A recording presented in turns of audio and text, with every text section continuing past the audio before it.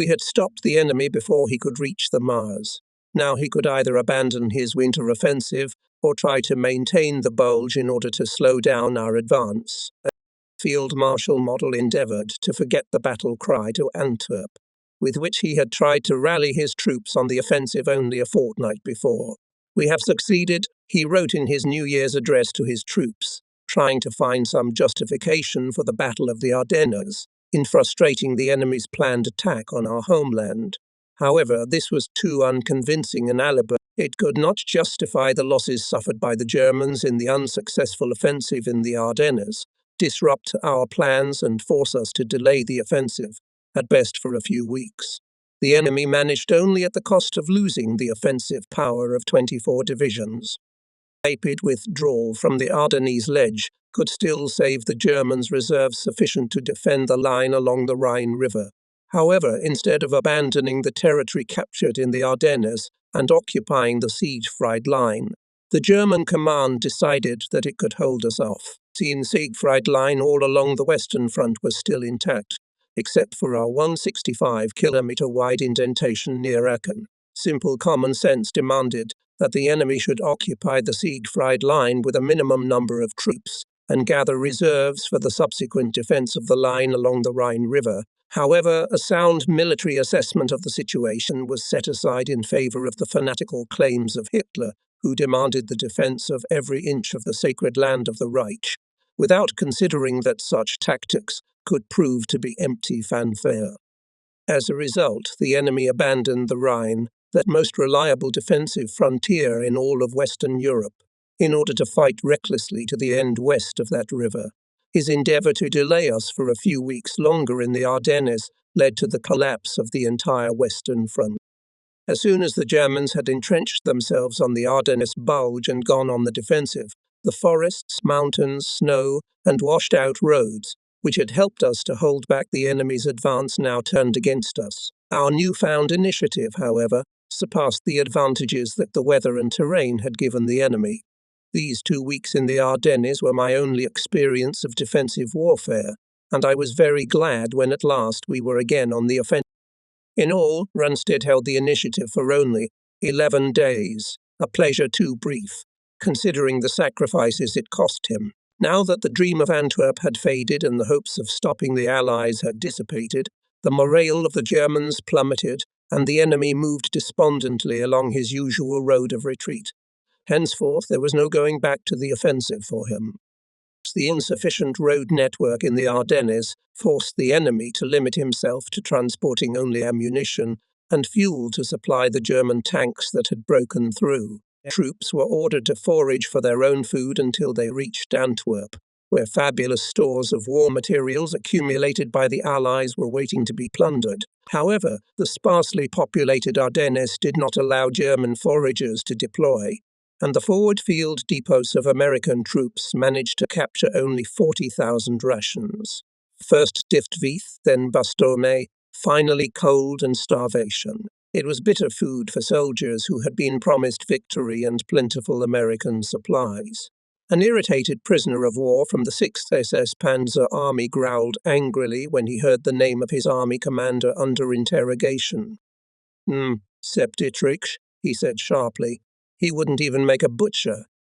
Dietrich had joined the army in 1914, before which he had been a butcher's apprentice. He joined Hitler in 1923 and 5 years later joined the National Socialist Party. In 1932, he was promoted to the rank of Brigadier General in the SS forces and became commander of Hitler's bodyguards. In contrast to the enemy, whose morale had been shattered, our troops were eager to fight, despite the blows they had received.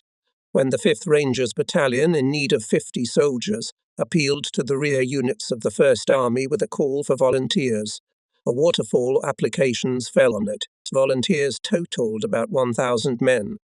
In 16 January, the armies of Hodges and Patton joined on the cobblestone streets of Euphrates, although not a month had passed since the day when von Rundstedt's columns entered this small town.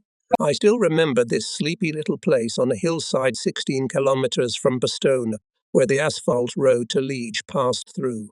Down in the ravine below, A sawmill hummed with the soaring of tall, straight trunks of Ardennes pines. 2 parallel rows of stone cottages lined either side of the Liege road, which only in one place was crossed by a road running from west to east. To deprive the enemy of the possibility of using this road, our heavy bombers destroyed the town. Bulldozers, clearing Patton's way north to join the First Army, piled the smouldered stones of the ruins of Frontlines into craters formed by Allied air raids. A simple, poor and humble little town no one bothered to live in. It was destroyed only because it was located on one of the unremarkable crossroads. This crossroads turned Uffelis into a target of greater strategic importance than any town 50 times its size. In the evening of 17 January, 1st Army rejoined 12th Army Group. However, the 9th Army remained under Monty's command because Eisenhower had promised the British Field Marshal to leave him this army to participate in the offensive on the Rhineland. I begged Eisenhower to return the 9th Army to me, if only for 24 hours. This would allow us to complete the entire cycle, and after the elimination of the Ardennes Bulge to reassemble all American formations under American command. But Ike replied that he is already completely exhausted in the fight with the British, demanding the appointment of Monty as Commander-in-Chief of the land forces. He said that he was not going to again enter into bickering with the British just to appease the wounded ego of the Americans, that the 9th Army will remain in the 21st Army Group until we do not force the Rhine. Simpson, having learnt of Ike's decision, called me on the phone from Maastricht. "Look, Brad," he said, laughing, "what can you do to save us? If it goes on like this, the British will think that we were given to them along with the goods under the Lend-Lease." "There's nothing we can do," I replied. "Ike has already given his word. You'd better take care of your English pronunciation. You're going to need it for a while." The enemy counteroffensive as a strategic operation ended in total failure.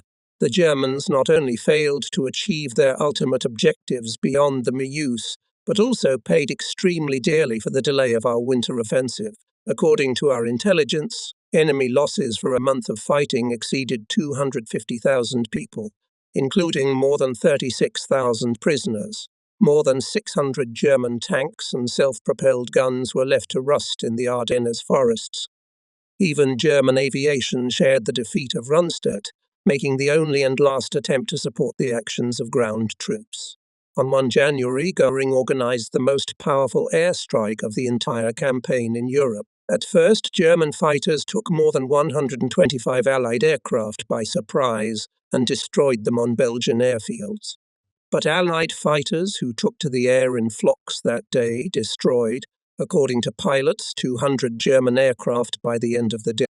At the time when the enemy was withdrawing from the Ardennes, the pitiful remnants of its last reserves in the west, in the central section of the Soviet front, the Red Army again went on the offensive. It began on 12 January with a crushing artillery preparation. 5 days later, on 17 January, Soviet troops entered Warsaw, which had been razed to the ground by the Germans in retaliation for General Komorowski's uprising that began on 1 August. Over the 63 days of the uprising, more than 250,000 Poles had risen to fight the Germans in Warsaw, while Red Army troops waited quietly in Warsaw's suburb, Prague, just a few kilometers to the east. On 22 January, Soviet troops crossed the border into Silesia and reached the Oder River the next day. Hitler hastily gathered all that remained of the 6th SS Panzer Army of General Dietrich and urgently transferred this remnant by railway to Hungary, where the immediate threat of a breakthrough of the German front. However, if in our intelligence reports Army Septitrisha was listed as a tank army of 5 divisions, but now from this formidable force remained a mere shadow. The last German reserves that could have held off the onslaught of Russian divisions had been used up in the Ardennes. Hitler's failure in the Ardennes not only hastened the defeat of the Germans on the Western Front, but also brought closer the collapse of Hitler's army on the Eastern Front. Undermining the morale of the German people as a result of the crushing defeat in the Ardennes was more important than its strategic impact on the new Russian offensive. Firstly, weapons on which the Germans had long pinned their hopes proved unable to change the course of the war, Now they could no longer hope for a lightning strike. True, the German people, except for the most hardened, fanatical Nazis, had long since lost faith in victory. But before the Ardennes battles, many believed that if Germany could achieve stability on the Western Front, it could force the Allies to make a separate peace. This would allow the Wehrmacht to throw all its last reserves against the Soviets. However faint this hope had been, it was now gone too. Realizing that their days were numbered, the Germans were desperately trying to come to terms with the overwhelming thought that a tragic end was inevitable. Not so long ago, entering Snaut and Düren, our troops found extinct towns abandoned by the population. Now, all the way to the Elbe, we marched under an arch of white flags. Unlike Hitler, the Germans had become remarkably prudent, and the voice of reason was forcing them to hang sheets out of their windows as a sign of their readiness to surrender. At the end of January, when the enemy gave up the last shred of the Ardennes Bulge and withdrew to the Siegfried Line, 9 more German divisions were transferred to the Russian front. But even after this, Rundstedt still had 80 divisions against our 71. Many German compounds suffered heavy losses, were poorly trained and understaffed. But all these shortcomings were largely offset by the fortifications of the Siegfried Line, except for a small section of 65 kilometers, where we broke through to the Ruhr River. This powerful defensive line remained intact from Arnhem to the Swiss border. 2 months later, during breakfast with Churchill at Eisenhower's headquarters in Reims, in the house of the King of Champagne, Ike and I had to prove the difficulty of overcoming the Siegfried Line. For unlike the French, who had miscalculated their Maginot Line, the Germans knew how to capitalize on their investment in combat. Few Americans at the time realized the large German ground forces still confronting us on the Western Front. Despite the lesson we had learned in the Ardennes, we retained our September illusions. It seemed to us that we had defeated the remnants of the German army when a delegation from the War Production Committee visited us in January. I was asked whether the Ardennes offensive by the Germans would prolong the war. I replied that it would not, except in the minds of some people. The Ardennes offensive could only surprise those who thought we had finally defeated the Germans in September, I explained.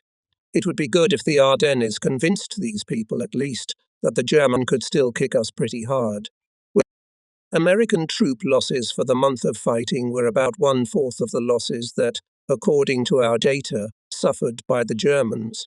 We lost 59,000 men in combat, including 6,700 killed and 33,400. The remaining 18,900 men were listed as missing in action, although it was assumed that most of them were surrounded during the German breakthrough and taken prisoner. These were mostly soldiers from units of the 106th and 28th Divisions, most of them liberated by Allied forces from prisoner-of-war camps at the end of the war. When the War Ministry announced that the combat losses for the month of the German offensive in the Ardennes exceeded those of any previous month, it did not see fit to add that many more divisions had taken part in the Battle of the Ardennes. In the month preceding the German breakthrough, our losses were expressed as 46,800 men, and no more than 17 divisions were involved in the fighting.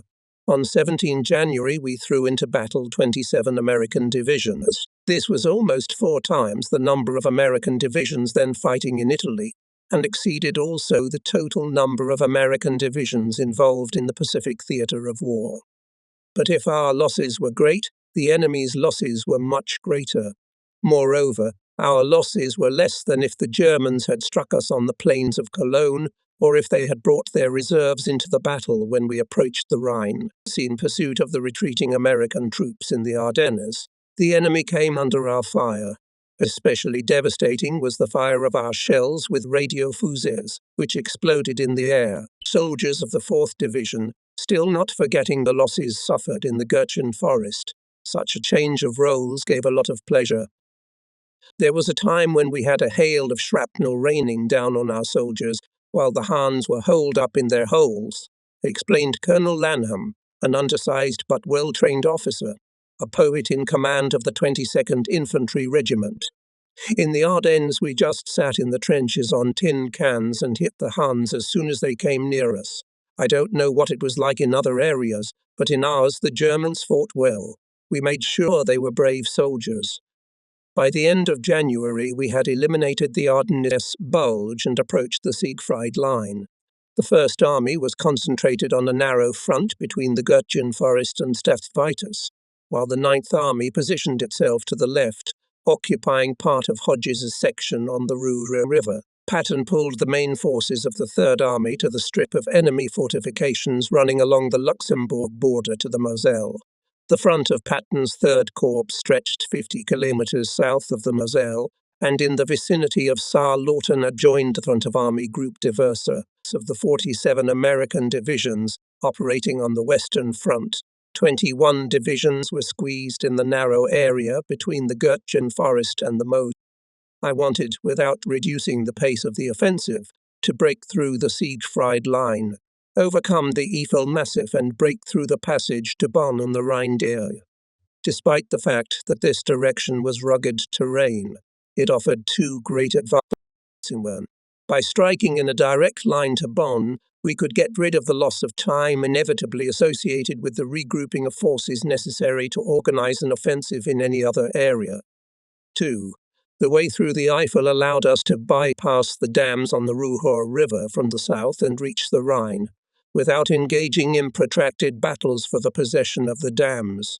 We had already suffered losses in 2 previous offensives in the area of the dams, and I wanted to avoid a third. However, Montgomery was not slow to make adjustments to our plans. In the early days of November, when we began the winter offensive, Eisenhower promised that in the event that the First and Ninth Armies, by the end of the year, did not come to the operational space, he will withdraw the Ninth Army from the 12th Army Group and transfer it to Monty for the offensive north of the Ruhr River.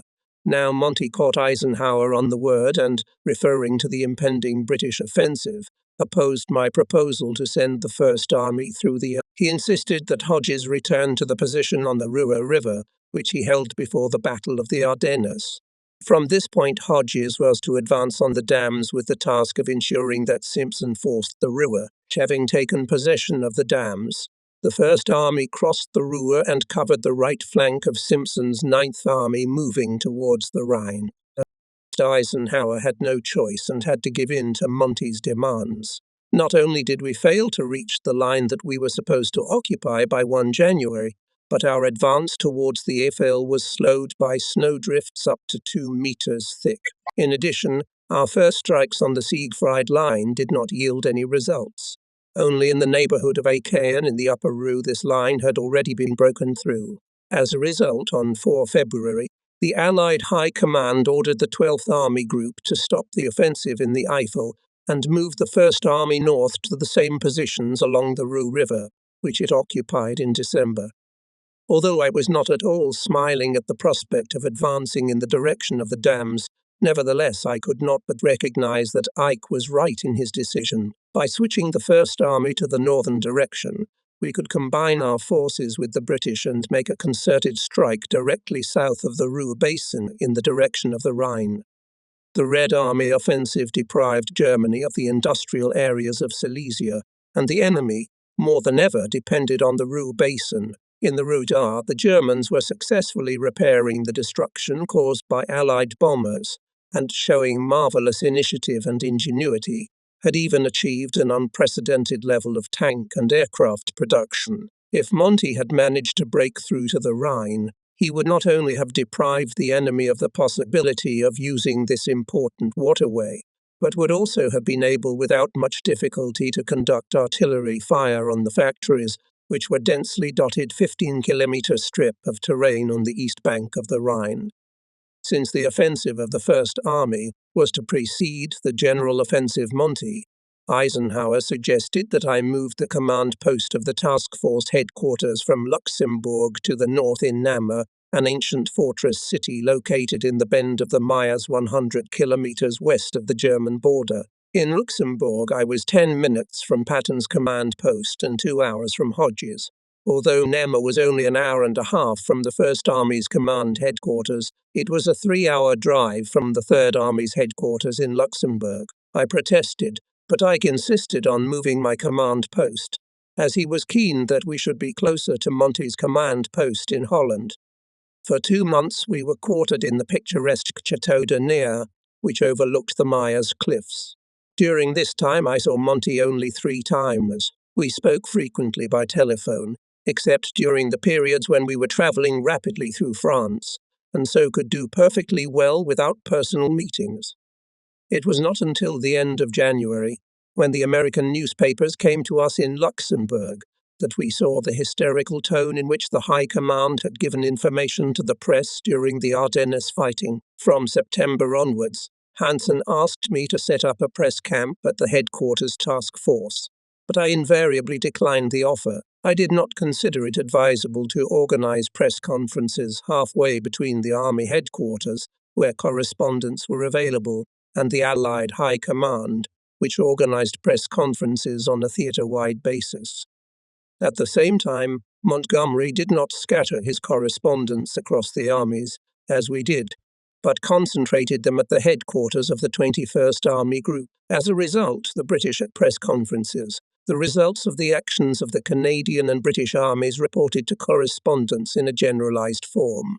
The value of information received by the American press was reduced due to the inability of correspondents assigned to the armies to understand the interdependence of the combat actions of different armies and to present a general picture of the situation. In this case, the headquarters of the armies often disoriented correspondents, as each headquarters was imbued with local patriotism and jealous of the successes of their neighbours. To the best of my knowledge, correspondents receive very scant and sketchy information at a press conference at the supreme headquarters of the Allied Expeditionary Force in Paris. As a result, the actions of our group of armies in the November and December offensives, subordinated to a single plan, turned into 2 unrelated campaigns on the pages of American newspapers.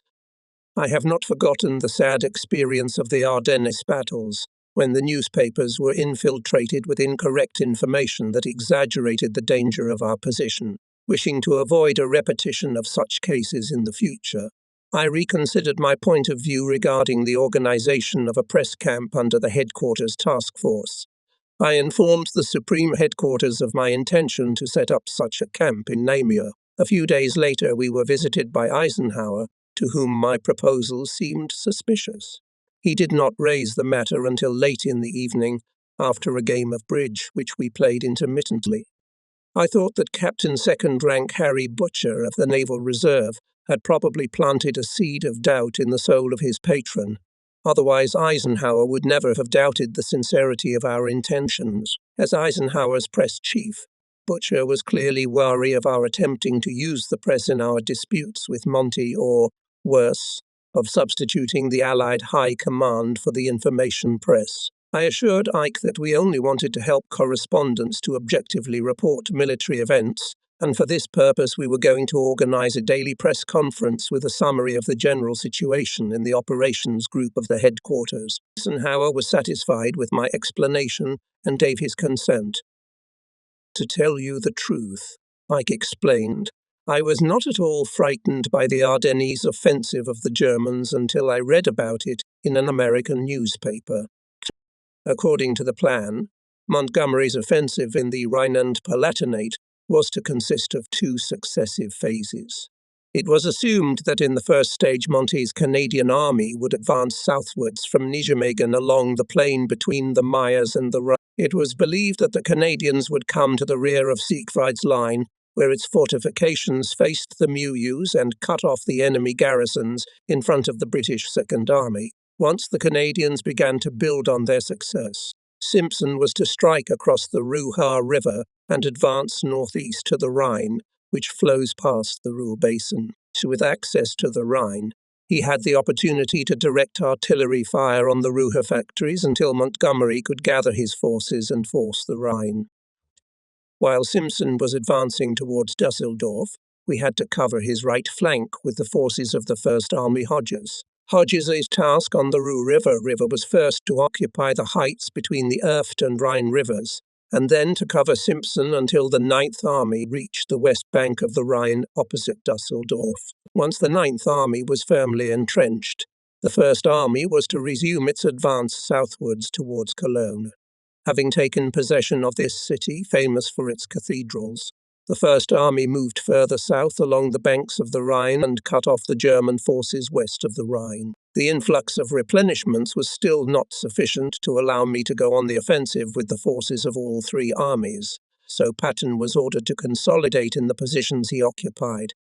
On 8 February, the Allied offensive began, which in 30 days was to end with the destruction of German forces west of the Rhine. The 1st Canadian Army rushed out of Remagen. While Simpson's army bided its time on the Ruhr River, Hodges ordered Hubner to seize the dams and gain a foothold on this river frontier. By 10 February, the 5th Corps had captured the dams on the Ruhr River and drove the Germans into the dense forests east of the river. But before leaving the dams, the Germans blew up the locks. Muddy streams of water rushed into the river valley. The river overflowed. The water rose above the flooded banks by almost a meter. The sudden thaw caused the melting of the mass of snow in the Eifel Mountains, and soon dozens of turbulent streams of water rushed into the flooded river. Division commanders of the 1st and 9th Armies, stretched along the banks of the Ruhr, cautiously looked at the muddy and turbulent stream and prayed to God that the commander of the army group postponed the offensive until the flooding ends. Fearing that the forcing of the river would not end in failure, both armies decided to wait until the water receded. But now our intentions were quite clear, and I feared how the enemy might not strengthen his front in this section of the troops transferred from Eifel, where Patton was instructed to sit in defence. There George probed the Siegfried Line with battle reconnaissance. He did this not in preparation for a major offensive, but simply because he could not sit still. For the Third Army, defence was a most undesirable kind of fighting. Now, having obtained Eisenhower's approval, I ordered Patton to launch an offensive on the 8th. This offensive was to be conducted by forces sufficient to restrain the enemy in this area and prevent him from moving some of his formations to the Ruhr River. However, the forces involved in the offensive were not to be so large as to raise Munte's objections. Replenishment of units involved in this operation with a limited purpose could be realized at the expense of the 1st and 9th Armies, so far trampled on the Ruhr River. Patton was to break through the fortifications of the Siegfried Line and north of the Mosel leisurely reach the Kill River, a mountain stream running through Germany parallel to the border with Luxembourg, about 20 kilometers from the border. Here Patton was to create a bridgehead on the east bank of the river for a future offensive by large forces to the Rhine. But this offensive was not to begin until Monte had firmly established himself on the west bank of the Rhine opposite the Ruhr factories. Patton, trying to disguise the violation of written orders of the Allied High Command, instructing him to adhere to defensive tactics, called the actions of the Third Army at Eifel active defence. His staff officers naively believed they were deceiving Eich's headquarters at Versailles. Moreover, there were rumours that I was allegedly involved with Patton in the conspiracy. However, my disobedience to the orders of the High Command was purely pretend, as Eisenhower was in agreement with our plan, although neither Patton's staff nor my staff did not know about it. Despite Montgomery's objections, Eisenhower shared my opinion. He also believed that before attempting to force the Rhine with a large force, it was necessary to reach the west bank of that river along the entire length of the Allied front. Although Eich still did not reject our plan to force the Rhine in the area of Frankfurt and cover the Ruhr on both sides, nevertheless in the Allied High Headquarters was a widespread opinion that Monte in competition with me occupies a more favourable treadmill. But even if Monte had got his way and insisted on an offensive in one direction east of the Rhine, my view of the need to reach the Rhine on a broad front remained valid, for even if we had to concentrate the main forces in the north, holding a small force of the rest of the front to the Swiss border, we still had to occupy such a line on which the enemy could not strike us at preemptive strike, and thus frustrate our plans. For this purpose, I argued, There was no better frontier than the Rhine. Ike agreed with me. He also thought it absolutely necessary to clear the Germans from the west bank of the Rhine before forcing it. No less tempting was the opportunity to destroy the German troops in the Rhineland-Palatinate.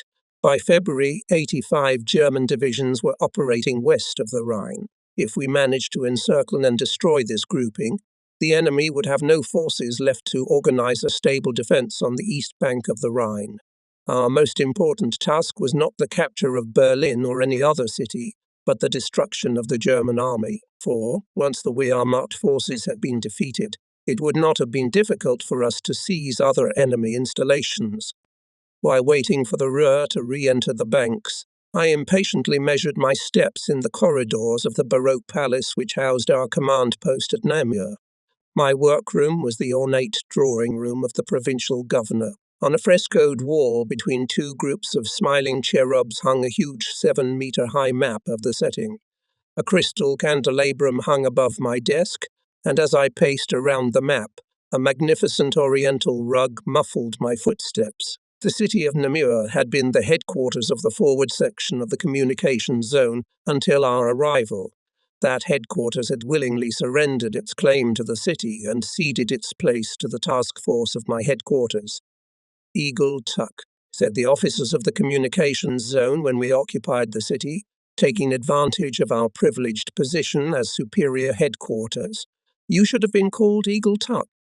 I've been to Namur before. Once, returning to Luxembourg from First Army headquarters, I spent an evening at the Hotel Hauskemp, which housed the headquarters of the forward section of the communications zone. I remembered the name of this hotel well. It was already dark, and we stopped in the middle of the street to ask some soldier for directions to the Hauskemp Hotel. "Him." Soldier was confused, but suddenly a hunch struck him. Did they really organize such a camp here? The cold winter of 1944 caused the Belgian inhabitants of Namur a lot of trouble. The Belgian government, which was following on the heels of the liberating armies, immediately introduced a monetary reform to get rid of the devalued paper money that the enemy was using to undermine the nation's prosperity and enrich its speculators. At the same time, price and wage controls were established. Within a year, this firm stand taken by the Minister of Finance, Camille Gut, had borne fruit. While the rest of Europe was in the grip of economic chaos, Belgium was on its way to revival. A week passed, but the water level in the Ruhr did not drop, so we decided to wait another week. In the meantime, there were signs of the enemy amassing forces in front of the 9th Army, either to choose one of two things, either to go on the offensive in flood conditions or to expose ourselves to the risk of encountering strong enemy resistance. At that time, I was painfully worried about any delay, because every day that passed reinforced the false impression that the enemy had cracked us in the Ardennes more severely than was actually the case. In strategic terms, the postponement led to the loss of an opportune moment for an offensive. The Red Army had finally launched a successful offensive after a 3-month hiatus that had lasted during our battle in the Ardennes. If only we could coordinate our offensive with the Soviet strike, we would deprive the enemy of the opportunity to maneuver his reserves between the eastern and western fronts. Although General Bulge, Chief of Operations of the Supreme Headquarters of the Allied Expeditionary Forces, back in January returned from Moscow with the happy news of the upcoming Soviet offensive. Nevertheless, Eisenhower doubted that the Russians managed to get to the west bank of the Oder during the winter offensive. Still, the Bull report inspired faith that the Soviet troops, going on the offensive, will weaken German resistance on the Western Front. If these hopes did not come true, if the Germans weakened their defense in the West, our frontline troops did not notice it. We continued to receive all information about the Red Army from the BBC broadcasts, but at the end of February we had the opportunity to communicate with Soviet diplomats for one day. One day the Soviet ambassador to France came to visit us in Namur to present us with Russian orders for Operation Overlord. After the official ceremony at the palace of the governor of the province, the ambassador, Mr. Alexander Bogomolov, a bureaucratic-looking man, spent the evening with us at the Château de Namur. Next morning, I invited him to a secret meeting at headquarters. We familiarized the Soviet ambassador with the disposition of our troops and the plan for the completion of the Rhine and Palatinate campaign, returning to Paris with Colonel A. Drexel Biddle from the Supreme Headquarters of the Allied Expeditionary Force. Bogomolov spoke admiringly of the reception he had received, emphasizing that we had kept no secrets from him, and promised to report our hospitality to Marshal Stalin. However, these praises did not prevent me, 5 years later, from taking an honorable place on the list of Anglo-American warmongers compiled by the Soviet leaders. If I could have foreseen this result then in 1945, I would have felt much more confident, for the British and American newspapers made a fuss about Bogomolov's presence at our secret staff meeting. For several days I feared that my action would be misinterpreted in Washington. Saint 11 Allen reassured me by saying, "Don't worry, Brad, when the Federal Bureau of Investigation begins its probe, we won't let you off the hook." At 10 a.m. on Thursday, 22 February, the decision was made to force the Ruhr River at dawn the next morning. The river still had not entered the banks, but we could delay no longer. It had been 22 days since Eisenhower had shifted the direction of our main strike. Now we were not advancing on the Eifel, but in the direction of the Ruhr River. If we had been allowed to advance through the Eifel, we would have been well on our way to the Rhine. Each new day of delay allowed the enemy to pull up forces, and it became clear that further strengthening of the defense by the Germans in this area could derail our entire plan. Even now, I feared that the war would drag on until September 1945, and that it would reach its highest point in the summer battles in late July and August. If we wanted to force the Rhine at the end of spring, we could no longer chill at the Ruhr. Meanwhile, the advance of Monty's Canadian army down from Remagen, bypassing the Siegfried Line where the front of Dempsey's army was facing it, was soon halted. In 14 days of offensive fighting, the Canadians advanced less than 32 kilometers, overcoming stubborn enemy resistance on terrain eroded by heavy rains and flooded by the Germans, until Simpson did not force the Ruhr River and went to the rear of the defending German troops. The commander of the Canadian Army, General Crerar, could not count on the fact that the Germans weakened resistance. In the area between Düren and Jülich, where the muddy waters of the Ruhr flowed over the rocky bottom, Simpson, preparing to force the river, concentrated 10 divisions, including 3 armoured divisions, on his right. Hodges pulled up 3 corps with 14 divisions. The 7th Corps Collins was to force the Ruhr 23 February at the same time as the 9th Army. The 3rd and 5th Corps forced the river Echelonde after the 7th Corps. Each division was to cross the Ruhr following the division on its left flank and land on the bridgehead, occupied by the latter. Having landed on the eastern bank of the Ruhr, the division would move to the right and return to its offensive line. We drew up such a plan of attack to allow Hodges to dispense with forcing the Rachar on a wide front. He could cross the lead division of the 3rd Corps to the bridgehead occupied by Collins' last division, then turn it to the right, thus widening the bridgehead until all the divisions of the 3rd and 5th Corps had been crossed. With this method of attack, the First Army carried out a deep inroad in its line, with the 7th Corps covering the flank of Simpson's 9th Army, which was turning towards Düsseldorf to join the Canadians advancing south. We struck a 40-kilometer strip along the Ruhr River from Düren to Linnich, and by noon had the first pontoon bridge across the river. The lorries crawled slowly along the gates that had been laid in the woods on the approaches to the river, and rolled over the narrow metal belts of the pontoon bridge on rubber rafts. After an unusually harsh winter, the snow began to melt rapidly 6 weeks ahead of schedule, and our heavy trucks smashed the crushed stone highways that had been laid out in the woods. Many kilometers of asphalted paved highways sank into mud, and even first-class highways became impassable swamps. 5 days had passed since we had forced the Ruhr, and the German troops were beginning to show the first signs of fatigue. On 28 February, Simpson broke through from his pre-bridge fortification and 3 days later joined up with the British Second Army at Geldern, while some of the formations of his 9th Army were advancing towards the Rhine. Collins was advancing towards the Erft, a small muddy river between the Ruhr and the Rhine. Once on the Erft, he was to make a halt before advancing on the heavily bombed city of Cologne. On 3 March, I ordered Hodges and Patton to launch a surprise offensive, thanks to which for 10 days of rapid advance, we cleared the entire territory of Rhineland-Palatinate north of the Moselle River Valley and took 49,000 Germans as prisoners. Since then, the enemy has never again been able to mend all the gaps on the Western Front. The fast-moving campaign west of the Rhine was carried out strictly on schedule, with the precision of a well-practiced drill. It was an instructive example of exemplary maneuver. If I were asked which campaign during the entire war I am most proud of as a soldier by profession, I would not hesitate to point to it.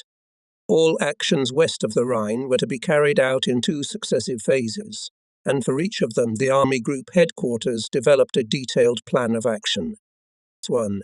While Hodges went to the Rhine between Düsseldorf and Cologne, Patton was to prepare for an offensive from his bridgeheads east of the Kiel River. 2. After Simpson reached the Rhine, Hodges would turn Collins' corps toward Cologne, and the main body of his army would move rapidly southeast and join Patton's columns making their way to the Rhine. As for Patton, his task was to advance through the mountainous region of Eifel, then make a rush to Koblenz, where at the confluence of the Moselle into the Rhine rose a statue of Kaiser Wilhelm I on horseback. The first phase of the campaign proceeded at a brisk pace. By 5 March, the 7th Corps had reached the Rhine south of Düsseldorf, and Patton on the east bank of the Kiel River was impatiently awaiting the signal to attack. 3 armoured divisions were on standby to join the Third Army's 80-kilometre rush to the Rhine. I ordered the armies to begin the second phase of the campaign and left for Reims the next morning to discuss future plans with Ike. The next day Churchill was expected for lunch, and Ike asked me to stay and wait for the arrival of the British Prime Minister. Churchill arrived shortly before the luncheon began. He was in the uniform of a colonel. "I've had enough of the aviation uniform," he said, as if to explain the reason that made him change his uniform. He took a leather cigar case out of his inside pocket, lit a cigar, and took a brandy and soda without waiting to be served. Churchill had visited Simpson the day before, and now spoke enthusiastically about the rapid advance of the Ninth Army. Eisenhower could again treat us to fresh Chesapeake oysters that Steve Early had sent him. Marshal Brooke and I declined our share. Ike hummed contentedly, and quickly divided our portion among the rest of the guests, not forgetting himself. The conversation turned to Churchill's trip to the troops, and the British Prime Minister spoke of the amazing advances in weaponry that the Allies had made during the Wave years. However, his admiration for the new weapons was somewhat overshadowed by the thought that we might have to use them against a nation defeated and disarmed in this world war, he said, will already have an advantage in the next war, for it will have created new weapons while we are trying to use old weapons. Even Tedder, the pilot, nodded his head in agreement after hearing the Prime Minister's prediction that the day was not far off when the modern heavy bomber would be completely obsolete. Churchill said that jets would eventually replace manned aeroplanes, and then Britain, he added, would become a huge bazooka aimed at aggressors who dared threaten Europe. Perhaps the day will come, Churchill continued, when, in order to start a war, it will be enough to go into the cabinet, break the glass over the switch, put the arrow on the scale against the state to be bombed, and press the button. I remembered President Roosevelt hinting 18 months earlier that we would have an atomic bomb. Although I was eager to know the status of this invention, I did not dare to ask even Eisenhower about it.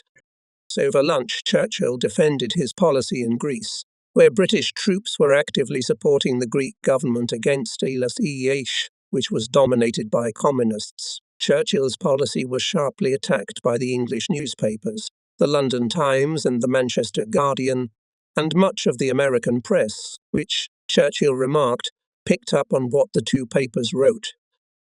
But we shall never, he slammed his fist on the table, never, wherever it happens, sit back and watch in cold blood as a minority imposes its will on a helpless majority. He scorned the resurgence of the communist threat to the West, and urged us not to believe the tricks of Stalin whom he called Uncle Joe. At the time, I, like most Americans, took for granted the wartime legend of Soviet heroism. But Churchill had long been hostile to the communists many years before the war. He sharply rebutted objections to his policies and compared himself to a giant rhinoceros with a sharp horn and thick hide. Mutty piece. This horn, he said, will always be pointed at the enemy, even if my whole hide were pinned like arrows with critical remarks. On 6 March, as Hodges turned his 9th Armoured Division southeastward across the Erft, Patton cut into the German defences beyond the Kill River. On the operational map in the palace in Namur, where our command post was located, the blue front line stretched in a sharp wedge towards the Rhine. It was Hugh Gaffey's 4th Armoured Division breaking through towards Koblenz. In 2 days, the division had cut 56 kilometres into the enemy's rear along the forested Eifel Mountains, but the width of the wedge was no wider than the width of the motorway on which the tanks were moving. This Gaffey offensive was the boldest and most daring tank attack of the entire war on the Western Front. Meanwhile, to Gaffey's left, Patton threw the 11th Armoured Division into action, ordering it to advance in line with the 4th Division. On 8 March, the tank columns of both divisions joined up a few kilometres west of the Rhine, encircling the German troops left behind. The Germans north of the Moselle were now cut off from the Rhine. In the Eifel Mountains, German units scattered in confusion as American tanks raced full speed toward the Rhine, raising panic in the German rear. Further north, Collins's 7th Corps turned south from Düsseldorf to Cologne, where its tanks made their way through the streets of a city reduced to piles of rubble. By some miracle, the old Gothic cathedral survived. Beyond its 2 spires, the waters of the Rhine flowed past the collapsed trusses of the Hindenburg Bridge. The retreating German troops had blown up the 1.5-kilometre-long span of the bridge as our units cautiously approached the outskirts of the city. Only 4 gloomy towers remained standing over the ruins of the bridge like a tombstone. Moving from the smoky factory town of Eiskirchen, Major General John Leonard's 9th Armoured Division skirted the dense forests of Kothen, heading for the River Eier, at the point where this mountain stream swiftly flows into the bend of the Rhine halfway between Cologne and Koblenz. 10 kilometres north on the east bank of the Rhine, close to the town of Remagen, was a group of plastered houses. A single-track railway bridge crossed the Rhine at this location. By the evening of 7 March, under a fine drizzle, the 7th Armoured Division approached the Aar River. One of the division's combat commands turned south to seize a bridgehead on the other side of the mountain stream in the 5th Corps offensive strips. The other combat command, Brigadier General William Hoges, headed for the Rhine. Now the enemy on the west bank of the Rhine could no longer mount an organized German troops fleeing to the Rhine found themselves in a desperate situation when their vehicles were stopped on the roads for lack of fuel. As our tanks passed one town after another, the inhabitants shut the windows of their houses tightly and hung out white sheets. All along the Rhine from Düsseldorf to Koblenz, about 24 heavy bridges were blown up by bombing teams and collapsed into the water. The bridges at Düsseldorf were blown up just as American vanguards were approaching from the west. A bridgehead on the east bank of the Rhine was our dream, but we had lost all hope of capturing even one bridge intact. I had already resigned myself to the necessity of forcing the river while still in England. That evening I returned to the command post when the curtains on the windows were already closed. Major General Bulge, Eisenhower's chief of operations, was waiting for me here. He had just arrived from the supreme headquarters of the Allied Expeditionary Force, intending to rob. Command decided to take 4 of my existing 26 divisions and transfer them to Devers for the invasion of the Saarland. Suddenly there was a phone call. Hodges was calling me from Saar. "Remagen," said Courtney, and from his calm voice could not assume that he had good news. "Murad, we've captured the bridge." "The bridge? You mean you captured the bridge over the Rhine intact?" "Yes," Hodges replied. "Leonard captured the bridge at Remagen before the Germans blew it up." "Well done, Courtney," I said. "We'll make a wide gap here.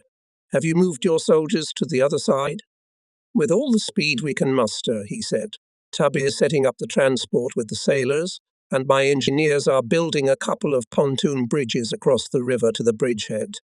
I walked over to the map, dragging a long cord behind me. Get everything you can to the other side, Courtney, I said, and make a strong defence of the bridgehead. It will probably take the German a couple of days to gather his strength and strike you. I hung up, turned to Bull, and clapped him on the shoulder triumphantly. Now it's your turn, Pink. Courtney crossed the Rhine over the bridge. Bull squinted and looked at me through his unrimmed glasses. He sat down in front of the map and shrugged. Okay, Brad, you've captured the bridge, but what do you need it for? You can't go on the offensive at Remagen anyway. That's not in the plan. No, to hell with the plan, I said. A bridge is a bridge, and it could be damn useful to us wherever it is. Bull just shook his head. The plan was to force the Rhine north of the Ruhr with a large force under Monty's command. After all of Monty's demands are satisfied, the Allied High Command could also agree to an offensive in the auxiliary direction. But in this case, the Third Army could receive permission to force the Rhine between Mainz and Karlsruhe.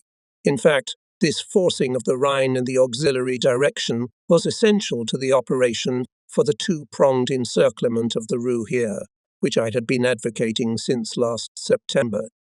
It is true that Eisenhower had not yet made a final decision to limit the forcing of the Rhine in one direction only, that is, the forces of Monty, but in the supreme headquarters of the Allied Expeditionary Force was dominated by English influence. Most of the officers of the supreme headquarters were so favourably disposed towards Monty's proposal that the only possible plan for forcing the Rhine in their view was reduced to Monty's proposed offensive. But although Bull thought it desirable to force the Rhine in the south, even he shared the British point of view.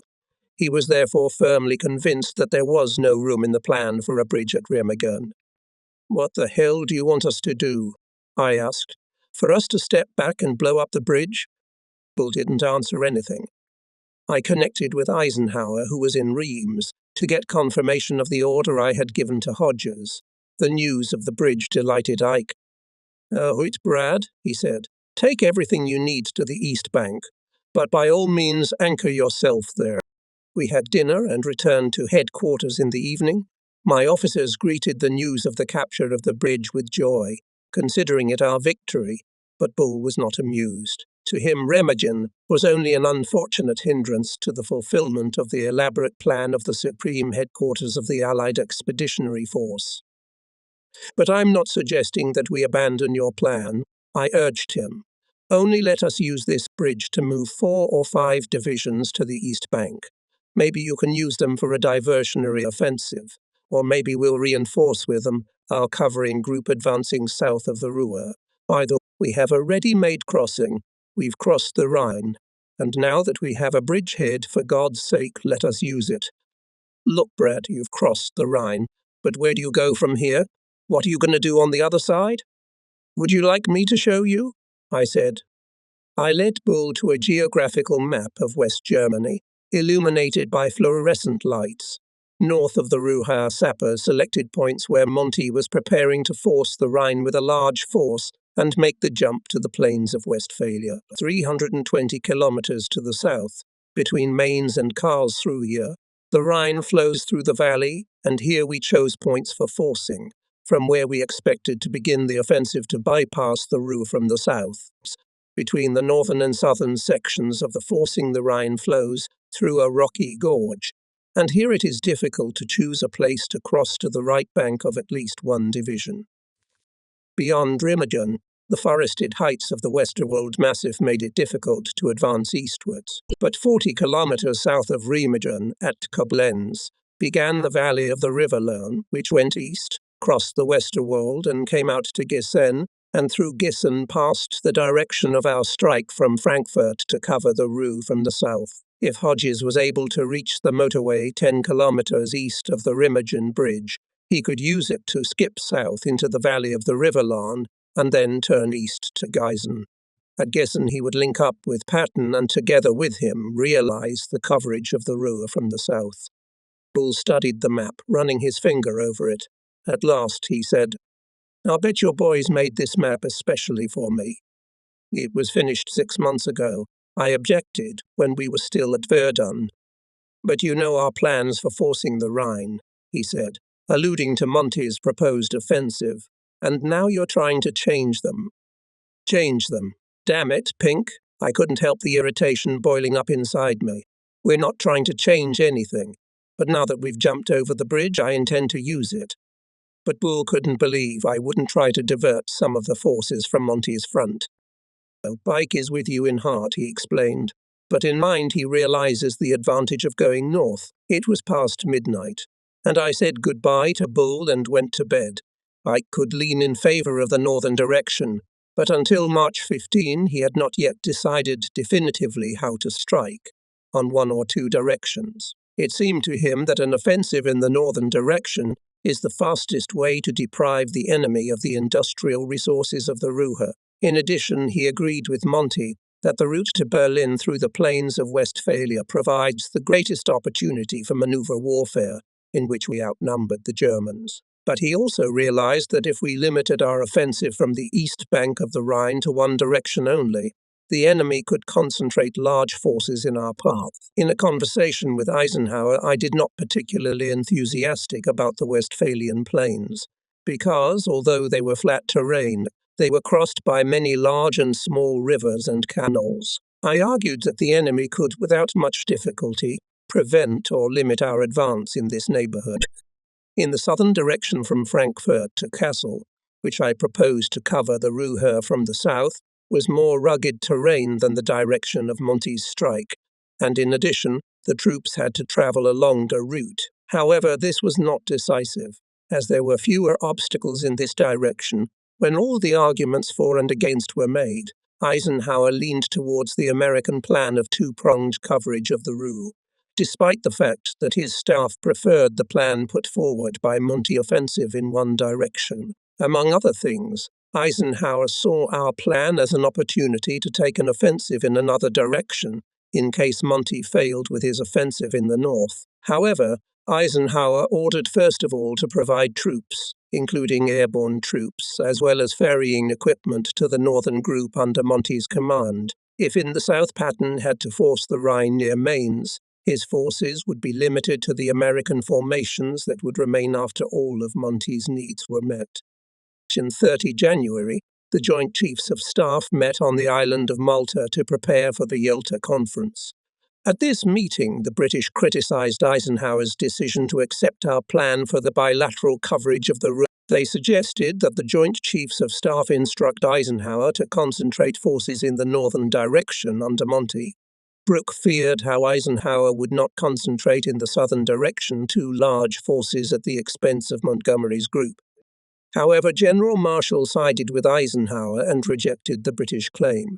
Marshall strongly opposed the plan to concentrate all Allied forces in one single direction. He insisted that Eisenhower was given permission to force the Rhine not only on the main, but also on the auxiliary direction. If the offensive Montgomery in the north will be stopped, the Allies could switch their efforts to the auxiliary direction, because General Marshall foresaw that in the northern direction of the Germans will stubbornly resist. Particular fears he was inspired by their jet aircraft. At the same time, Marshall strongly objected to the fact that the Joint Chiefs of Staff to tell the commanders at the fronts how to fulfill their tasks. From the very beginning of the war, General Marshall was an advocate of genuine independence of the commanders of troops.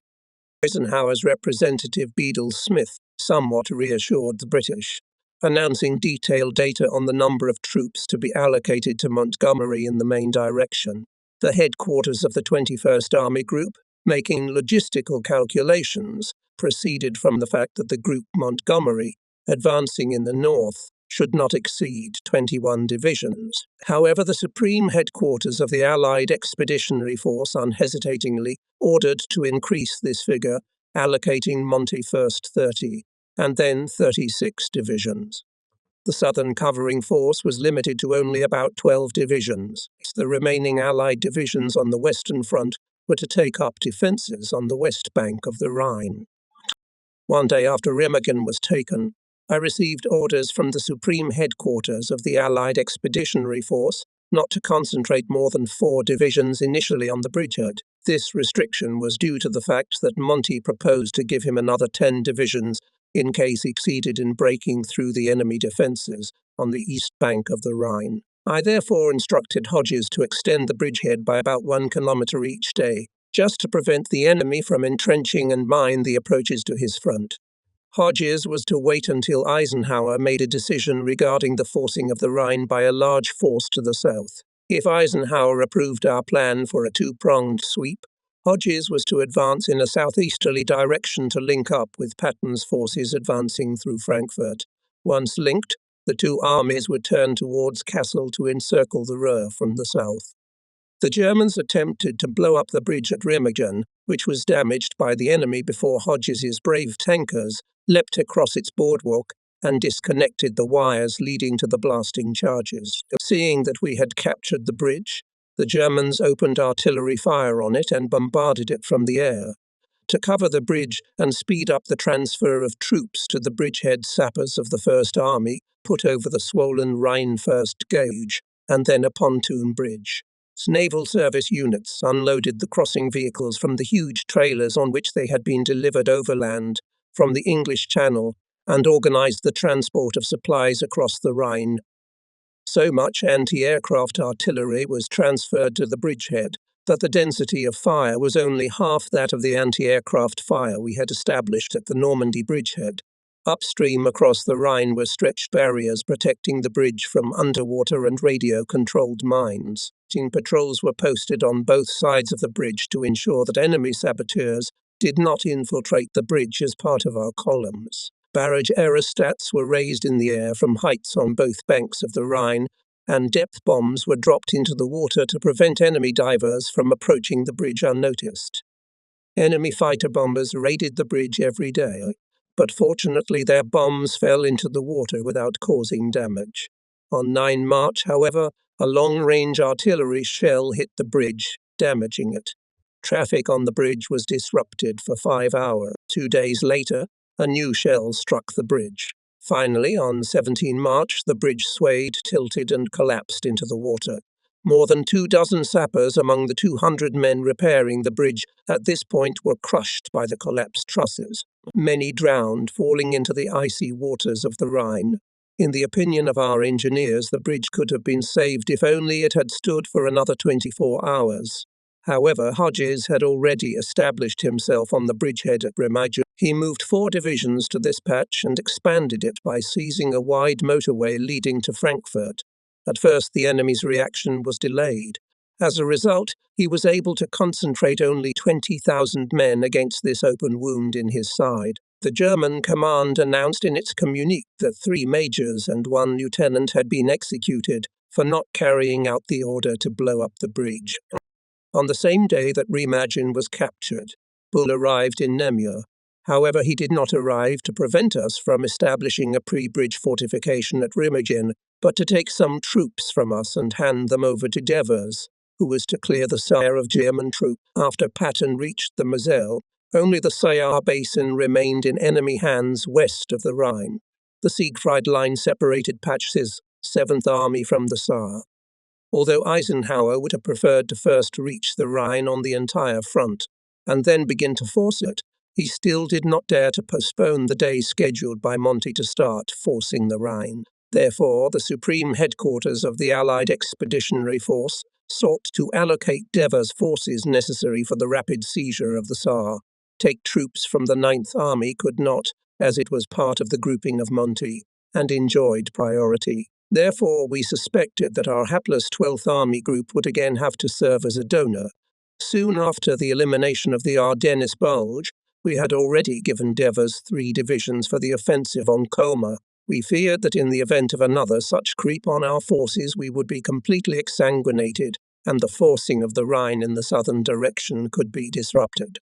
I foresaw that Devers' attempt to break through the Siegfried Line could end in failure, and suggested to Eisenhower to turn Patton's troops to the south. Patton could, after crossing the Moselle, break into the Saarland from the north and cut off the enemy entrenched in the fortifications from the rear, from the pre-bridge fortification on the south bank of the Moselle near Koblenz, Third Army could strike in a southerly direction, go to the west bank of the Rhine and cut the supply line of the enemy. Meanwhile, in the vicinity of Trier on the border with Luxembourg, the Third Army in the period of active defence cleared from the enemy triangle south of the Moselle. From this convenient springboard Patton could make a rush south to the rear of the Siegfried Line, flanking its fortifications, while Devers struck them from the front. As soon as Eisenhower heard of my plan, he gave me orders to proceed with its execution. I immediately flew to Luxembourg and outlined my plan to George Patton. I found him cutting his hair in the retirement home in which he had set up his command centre.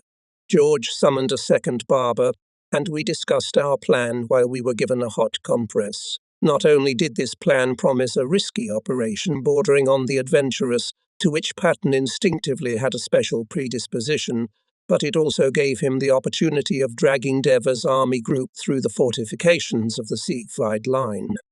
"At least we won't have to sit around aimlessly," Patton said, "while the High Command decides whether we should force the Rhine." Devers was, if not hostile to our plan, at least not enthusiastic about it. He was frightened by the idea that the troops of the 6th Army Group could intermingle with Patton's army, advancing in his strip. But the prospect of eliminating so powerful a fortified frontier as the Siegfried Line was too tempting. It could not be rejected, and Devers grudgingly agreed. It is clear that now, when this operation was already being developed, I could not go to further transfer to the 6th Army Group Devers of his compounds. But Bull demanded to give Devers 3 more divisions and reinforcement units. My objections made him furious. "For the First Army is tantamount to an order to disarm," EY told Bull. "You know we can't touch Simpson while he's under Monty's command, and George needs all his divisions for the task south of the Moselle. I'm sorry, Pink, but we can't do that." Bull was irritated by my refusal. "Damn it, but men like you are extremely difficult to deal with," he said, "and I might add that you are becoming a more difficult man every day." "Yes, however," I remarked, "the High Command has plenty of experience in dealing with difficult people." Bull snapped back. "The 12th Army Group is no more difficult to negotiate with than the 21st Army Group." He paused. "Not harder, but believe me, not easier." I was angry at Bull's harsh tone, but I had to agree to the transfer of 3 divisions, which he demanded. However, I refused to give up the artillery divisions. We needed them at Remagen. Now, in the composition of my 1st and 3rd armies remained only 27 divisions. At the same time, Monty clung tenaciously to the 12 divisions that had been allocated to Simpson's 9th Army to force the Rhine. In the south, Devers had 11 American divisions, not counting General de Lattre de Tassigny's French army. Hodges, on hearing of my concession to Bull, rushed to me from Spa, angry. "They're taking everything away from me, Brad," he complained. "How can I make a move on Remagen if they're cutting me off at the root?" "This is the last time, Courtney," I reassured Hodges. "We won't give up another battalion." Fortunately, Bull's demand was indeed the last. The pace of the fighting had quickened to such an extent that the supreme headquarters of the Allied Expeditionary Force no longer had time to create new obstacles for us. As the Third Army prepared to rush south from the bridge fortification on the south bank of the Moselle, with the task of reaching the Rhine near Mainz, Eisenhower could no longer postpone the long-debated question of whether to cover the Ruhr on one or both sides. Smith's question had been brewing for almost half a year now.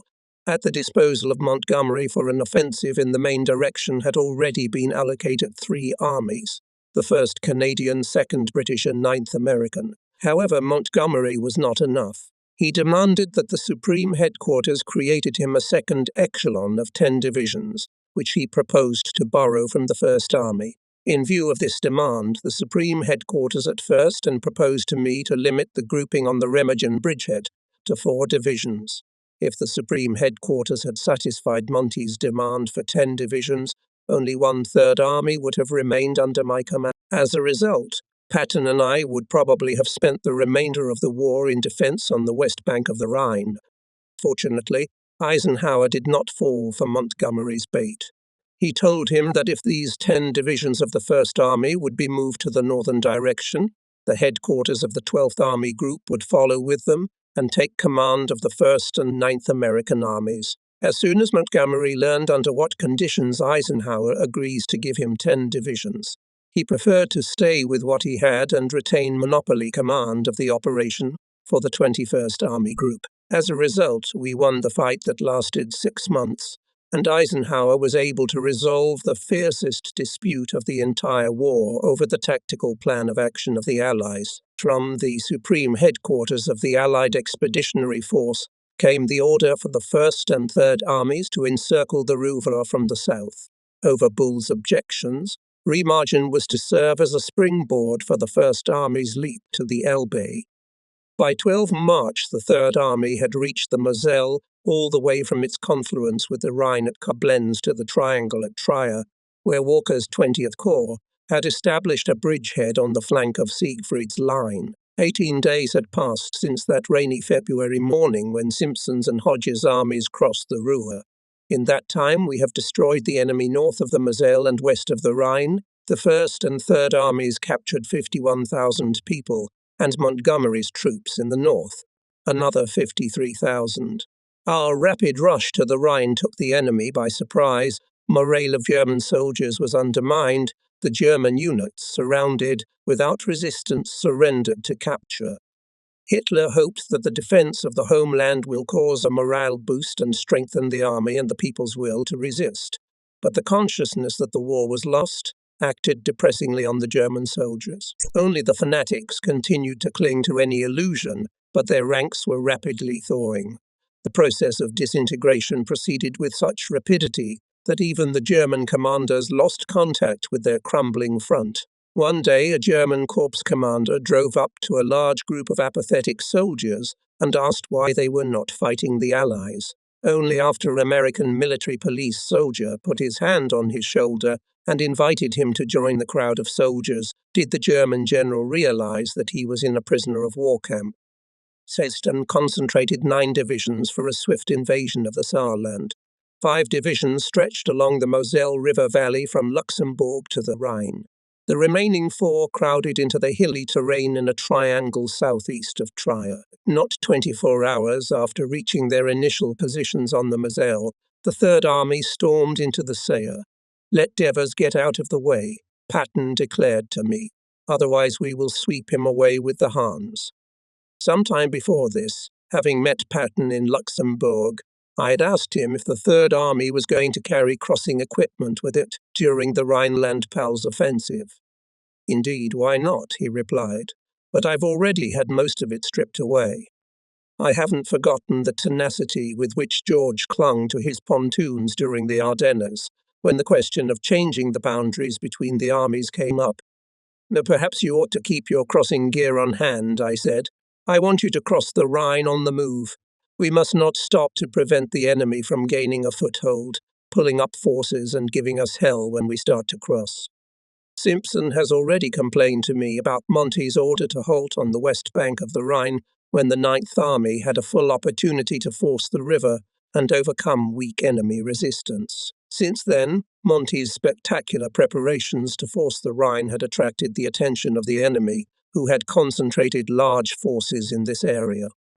I foresaw that when advancing in the Saar, Patton might encounter difficulties in the Hunsrück Mountains beyond the Moselle.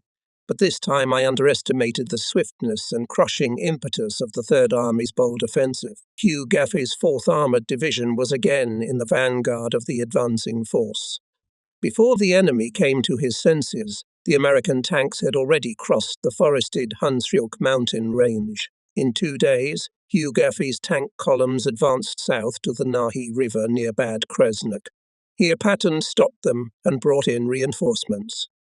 In Namur, my headquarters waited anxiously for Patton to push his column from Bad Kreuznach further east, to the Rhine, from which it was only 40 kilometers away. "Why the hell did the old man stop?" complained one of the staff officers. However, I relied on George's keen sense of the situation. "Patton knows what he's doing," I replied.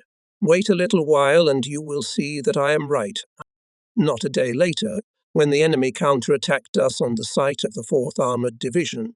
But Patton, who had time to pull up reinforcements and gain a foothold, threw back the Germans and, as if nothing had happened, continued to advance. It should be said that the intelligence before this nothing reported on the preparation of the Germans' counterattack, but Patton foresaw it with that characteristic for him intuition, which helped him to become a great commander. Equally spectacular was Walker's offensive from the Trier area. He swept south past the concrete casemates of the Siegfried Line, cutting them off from the rear. Before the operation began, Patton had given the 20th Corps 2 more divisions. It was now the largest corps of the Third Army in the entire war. 6 days later, both groups of the Third Army, operating from the Koblenz and Trier area, joined south of the Nahe River, fleeing from American tanks overhanging his flanks and breaking through to the rear. The enemy abandoned the Siegfried Line, and Devers quietly led his troops through it. The Rhine, in its middle course, halfway between its delta in the North Sea and its source in the Alps, makes a sharp turn at Mainz and then enters a rocky gorge and carries its swift waters along it to Bonn. Between Mannheim and Mainz, the banks of the river are gentle, flowing among the meadows and plains of Hesse, providing an easy route to the industrial district of Frankfurt, which was badly damaged by bombing. Along these plains, Patton directed his lead tank columns. It is on the morning of 23 March, when I went down to breakfast, the wide windows of our dining room in the Château de Namur were flooded with sunlight. Below, the Sambre was leisurely rolling its waters into the broad, seemingly lifeless Meuse. To the north, a formation of bombers, leaving white ribbons of smoke in the air behind them, was heading for the Ruhr. I had just finished my second cup of coffee when I got a call from Patton at his command post. "Brad, don't tell anyone, but I've moved." "Nips, I'll be damned if I did. Over the Rhine?" "Of course," he replied. "Last night I moved a division to the East Bank unnoticed. But there are so few Gans here that it has not yet reached their consciousness. So don't tell anyone. We'll keep it quiet for now and see what happens." This message was confirmed at the morning meeting. Patton's young liaison officer at 12th Army Group Headquarters, Lieutenant Colonel Richard Steelman, a native of Paris, Kentucky, solemnly handed me George's written report. Steelman's face shone with delight. It expressed the pride felt by the Third Army, which quietly crossed the Rhine under cover of darkness, while in Montgomery defiantly accumulated forces, preparing to force the Rhine in the north. The report relayed by Steelman contained a number of ironic allusions to Montgomery's careful preparations. Without the aid of bomber aircraft, smokescreens, artillery preparation and airborne troops, the Third Army forced the Rhine River at 2200 hours on Thursday, 13 March. The 5th Infantry Division crossed on rafts and assault landing boats to the east bank near the small village of Oppenheim. It was the first time in history that a modern army had crossed such a significant body of water as the Rhine, losing only 34 men killed and wounded in the process. In the evening, Patton called me on the phone again. "Rad," he shouted into the receiver, and his excited voice trembled. "Now, for God's sake, tell the world that we have forced the Rhine. Today we shot down 33 aeroplanes trying to destroy our pontoon bridges. Let the whole world know that the Third Army forded the Rhine before Monty did."